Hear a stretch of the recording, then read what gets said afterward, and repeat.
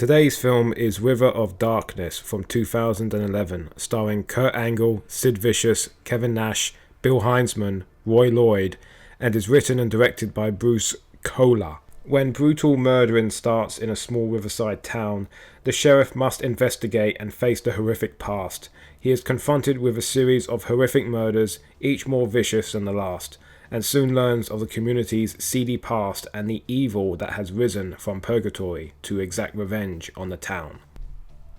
I don't know, I feel bad for Angle here. I never felt parasocial for any actor, but I could name at least 10 wrestlers back then which I could identify having that kind of toxic shit going on with. Therefore, I guess, all of the jank I've come to expect from low-budget films becomes more obvious, and I guess I start to see what everyone else in the IMDb user reviews starts to see in River of Darkness. It doesn't help that the film's acting overall is exceptionally stilted, illuminated by the majority of the film being shot wide, leaving the performers to just die there on screen with little or no defense.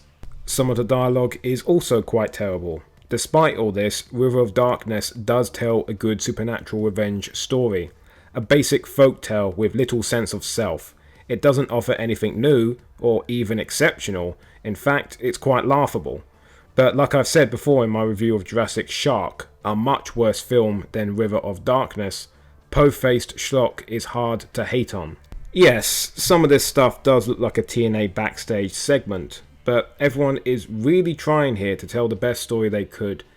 They failed, but it was a sincere failure. Also, it's good to have a low-budget horror film from the early 2010s with cinematography that doesn't make me think that I'm going blind. Seriously though, I mean, some of these shots look crisp, real crisp, like shot last year crisp, though others are a bit blurry looking and more atypical of early 2010s HD image quality. I don't know, it's just strange, the imbalance, and then it hit me. Grading. Some of these shots don't have colour grading, whilst some of these shots do attempt to mimic that film look. Poorly, like most low-budget shot-on-digital films from this era. I don't know what it is, but digital grading from around this time always gave off the impression of a slower frame rate, as well as being ugly as hell more often than not. Personally, I like the look of a harsh, raw image compared to a half-arsed smear of brown to fix your film's atmosphere in post. Anyway, enough shot talk. River of Darkness is an MST3K quality B-movie made in the era of reality TV. It's wholly inept, but it's also innocent and does pull off a small town atmosphere quite well. If it wasn't for the locked-down cinematography giving off a surreal effect, the poor acting could have been grating, but instead it becomes enduring in a dime store Lynchian kind of way. Angle fits the lead quite well as a schlubby small-town sheriff, but that was probably because he was at the lowest stage in his career at this point, where the painkillers were really getting to him.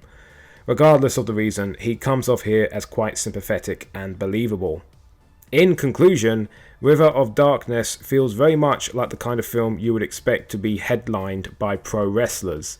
It's a perfect bad movie night which has the good pace, the good kills, and the nice folksy atmosphere.